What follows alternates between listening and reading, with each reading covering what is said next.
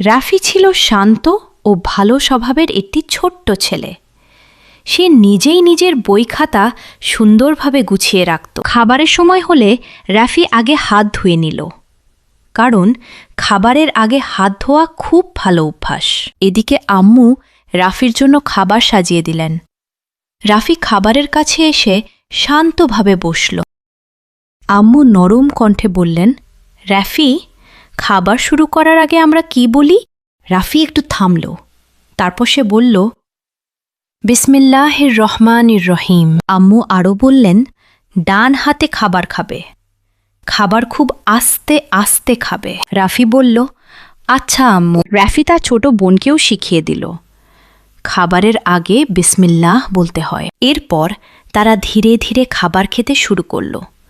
তারা খাবার নষ্ট করল না, যতটুকু দরকার ততটুকুই খেল। খাওয়া শেষে রাফি বলল, আলহামদুলিল্লাহ। রাফির সাথে তার বোনও বলল, আলহামদুলিল্লাহ। বাচ্চারা, আজ আমরা শিখলাম খাবারের আগে হাত ধুতে হয়, খাবারের আগে বিসমিল্লাহ বলতে হয়, খাবার নষ্ট করা উচিত নয়, আর খাবার শেষে আলহামদুলিল্লাহ বলতে হয়।